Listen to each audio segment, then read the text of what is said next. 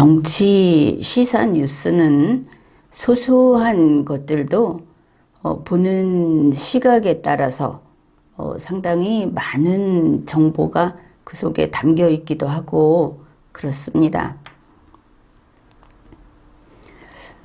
현지 시간으로 2022년 6월 19일에 홍콩의 그 수상 식당 그 배처럼 생겼는데 스스로 그 추진력은 없는 그런 식당이 침몰했다. 이런 뉴스가 나왔습니다. 그런데 이것이 매우 유명한 그 식당입니다. 영화 007 시리즈에도 나오는 홍콩의 명물이다. 그 전보 수상식당이라고 하는 거대한 수상 레스토랑입니다.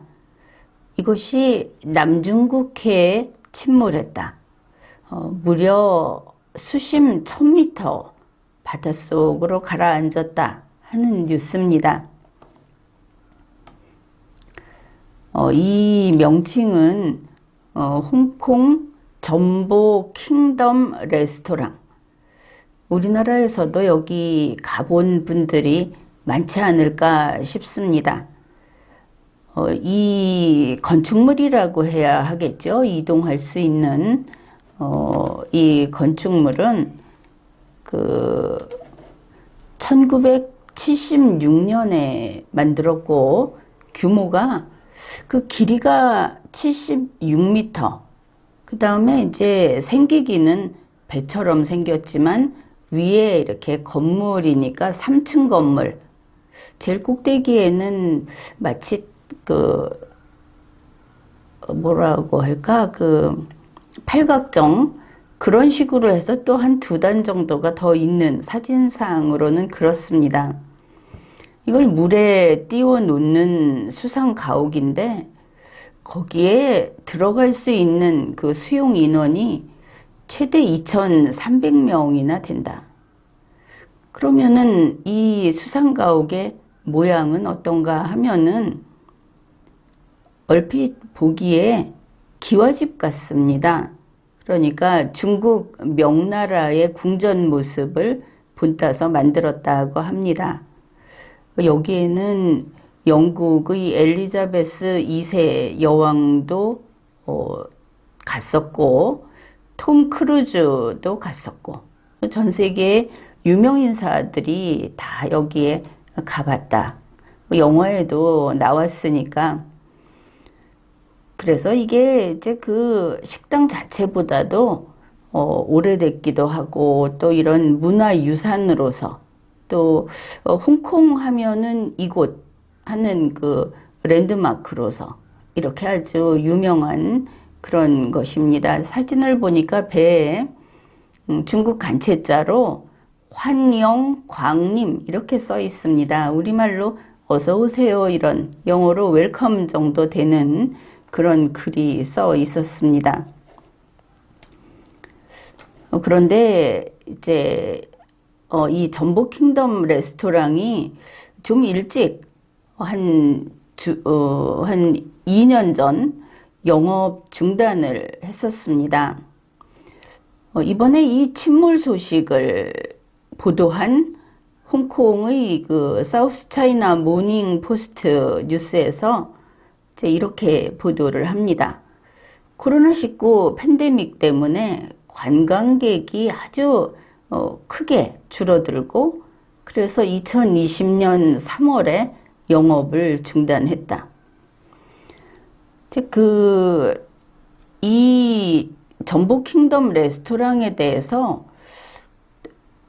그 홍콩의 RTHK 뉴스 여기에서 2020년 11월 27일에 또 보도를 한 게 있습니다. 그러니까 영업을 중단한 뒤의 소식이죠. 그런데 여기에서는 아주 희망적인 이야기를 했습니다. 이 전보 레스토랑이 최근에 다시 개장을 한 홍콩의 오션파크 거기하고 같이 손을 잡고 이제 영업을 재개할 것이다. 이제 더 그 활발한 활동을 할 것이다 하는 뉴스를 2020년 11월 27일에 낸 겁니다. 이날 뉴스에서는 그 홍콩의 장관 캐리람, 그가 직접 여기에 이제 발표를 합니다. 이 사업에 대해서. 캐리람 장관은 시진핑 쪽이다. 친 시진핑이다. 이렇게 알려져 있는 인물입니다. 이제 그가 이 전보 레스토랑이 바로 이제 같은 해가 되겠죠. 2020년 3월에 코로나 사태 때문에 영업 중지 선언을 했다. 이제 우리가 뉴스에서 본 바와 같이. 그런데 이제 2020년 3월이면은 지금이 요 얘기를, 이 장관이 이 이야기를 할 때가 11월 말입니다. 뭐 이제 아직 한 해가 바뀌기 전인데, 이 킹덤 레스토랑을 오션파크에 기부했다는 겁니다. 이 홍콩이라는 곳이 이렇게 보면은 우리하고는 체제가 다르죠. 그래, 홍콩 캐리람 장관 얘기가 이 정보가 오션파크에 기부 들어왔다. 그래서 이제 이 장관 이야기입니다. 이 정보를 홍콩의 관광 사업을 확장하는데 앞으로 쓰겠다. 구체적으로는 이 부분을 홍콩의 문화 공간으로 사용을 할 텐데, 바로 이 오션파크 그리고 전보식당 이 주변에는 문화유산 관광지들이 아주 많다. 그래서 이걸 다 재개발을 해서 관광 명소로 재탄생을 시키겠다. 그러니까 2020년 11월 말에 전보는 결국 오션파크하고 같이 홍콩 정부의 관광 개발 사업이 됐다. 이것을 알 수 있습니다. 그런데 좀 다른 것이, 이번에 2022년 6월에 이 전보가 침몰했다는 소식을 전한 사우스차이나 모닝포스트 뉴스는 이 과정을 싹 빼고 2020년 3월에 코로나 때문에 운영 중단을 했다가 그 길로 어려워서 이걸 폐쇄했다. 이렇게 보도를 한 겁니다. 그 내용은 이렇습니다. 정부가 2020년 3월에 문을 닫았는데도 그게 이제 수상가옥, 배 모양의 수상가옥이니까 이걸 유지 보수하는데 적자가 누적돼 갖고 자꾸 늘어나서, 그게 이제 2022년 5월 30일에는 결국 최종적으로 폐업 선언을 해버렸다. 그러면 2020년 11월 말에 홍콩 정부에 넘어온 셈이죠. 오션파크한테 줬으니까. 그걸 가지고 있다가 2022년 5월 30일에 폐업 선언을 해버린 겁니다. 그러니까 이제 여기 의문이 있는 것이죠. 오션파크도 홍콩 정부 거나 마찬가지인데, 말하자면 마찬가지인데, 여기서 기부를 받아서 홍콩 정부가 이제 이런 사업을 하겠다고 발표를 했지 않습니까? 그런데 왜 지금 와서 갑자기 무슨 개별 그 사업가의 그 레스토랑처럼 적자가 쌓여서 폐업을 선언했다.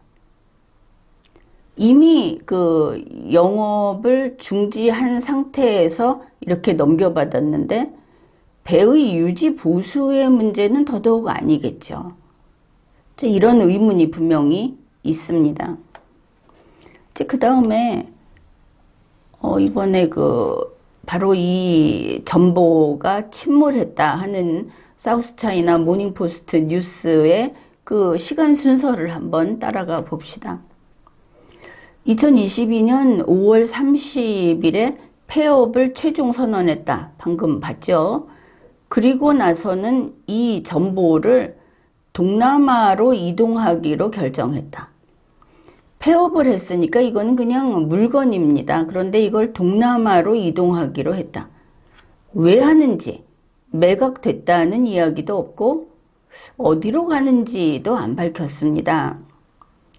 그 다음 뉴스, 그 같은 뉴스에서 이제 이 날짜별로 움직인 것을 쭉 밝히고 있습니다. 2022년 6월 14일에 이 전보가 이 자체 동력이 없으니까 예인선에 끌려가지고 어떻든 홍콩을 떠났다. 그 다음에 이제 이 운영기업이 지금 이런 거를 운영하는 기업은 사실상 홍콩 정부가 되겠죠. 거기에서 동남아 지역에 이거를 정박할 곳을 찾았다. 그런데 정확한 위치는 밝힐 수 없다. 또 이런 부분이 있습니다. 동남아 쪽으로 가고 있었구나. 그런데 정박지가 비밀이구나. 여러 가지로 그 명확하지 않은 뭔가 우리가 기대하는 바에 못 미치는 이런 것들이 좀 있습니다. 그리고는 6월 18일에 남중국해의 파라셀 군도를 지나다가 악조건에 부딪혀서 배 안으로 물이 들어오기 시작했다. 그래, 우리는 이렇게 생각하는 것이죠. 하필이면 남중국해, 하필이면 파라셀 군도, 그리고 하필이면 거기서 악조건이 생겼고 거기서 배에 물이 들어오기 시작했구나. 이런 걸 알 수 있습니다. 그래, 물이 들어오기 시작했는데 결국은 그 파라셀 군도에서 18일에 물이 들어오기 시작해서 6월 19일에 이게 전복이 됐다. 그리고는 침몰했는데 파라셀 군도에서 침몰 현장에 물 깊이가 1000m가 넘어서 이제 건져 올리기 어려운 상태다 이랬습니다. 그러면은 이게 바닷속에 빠졌는데 못 건지는구나. 그 다음에 이 홍콩 정부는 건질 생각이 없구나. 그걸로 됐다는 듯이 보이는구나. 이런 것들을 읽어낼 수 있죠.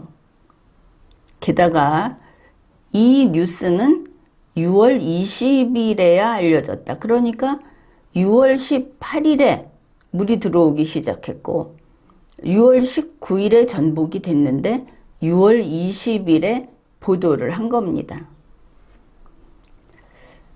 홍콩이 그렇게 속도가 느린 곳인지 알 수는 없지만 이렇다 하는 것이죠. 그러면 홍콩의 랜드마크라고 할 수 있던 이 거대한 수상 가옥이 남중국해의 파라셀 제도에 가서 그 속에 가라앉았다. 이렇게 되는 겁니다. 먼저 그 파라셀 제도가 어떤 곳인가 그걸 보면 이게 이제 남중국해에 떠 있는 그 산호초 작은 섬들, 그래서 이게 민간인이 여기서 살지 못하는 무인도들이 이렇게 막 흩어져 있는 그 지역을 가리킵니다. 그런데 여기 그 영유권 분쟁이 있는 곳이죠. 바로 이 파라셀 제도를 중국과 베트남이 서로 우리 거다, 이제 이러는 곳입니다. 중국은 여기를 한자로 서사군도, 중국어로 시사군도 이런다고 하고, 베트남은 여기를 호황사군도, 한자로 황사군도 이렇게 부르는 그런 곳인데, 거기에 하필이면 중국과 가까운 홍콩의 이 거대한 그 물체가 거기에 가서 가라앉았다. 이렇게 되는 겁니다. 이거를 이제 달리 보면 이렇게 이야기할 수 있습니다. 이제 홍콩 쪽에서 주체적으로 끌고 가다가 거기 빠뜨렸으니까 길이가 76m, 3층짜리 중국 명나라 궁전 형태의, 이거는 당연히 이거는 중국의 문화를 상징하는 것이 되겠죠. 그런 수상가옥, 사람이 무려 2,300명이나 탈 수 있는 그거를 남중국해 파라셀 군도에 가라앉혀버린 겁니다. 그렇게 풀이를 할 수 있겠죠. 이것이 정치적으로 어떤 의미가 있을까? 단지 실수나 사고만은 아닌 것 같다 싶지 않습니까? 좀 과거로 돌아가서 2016년 현지 시간으로 2016년 3월 16일 미국의 폭스뉴스가 이런 보도를 했습니다. 남중국해를 군사화하는 중국이 그걸 속도를 내고 있다. 대잠 헬기 기지를 건설하더니 또 지대공 미사일도 배치를 했다. 중국이 베트남과 영유권 분쟁 중인 남중국해의 파라셀 군도에 지대공 미사일을 배치했다. 2015년 12월 2일부터 중국은 이 파라셀 군도에 준설 작업을 본격적으로 했습니다. 그러니까 파라셀 군도 중에 노스섬이라고 중국이 1950년부터 이걸 점령을 했던 환초 위에다가 인공섬을 만드는 작업을 시작했던 겁니다. 중국은 밑에 무슨 뭐가 조금 있으면 인공섬을 만들고 영유권 주장을 하지 않습니까?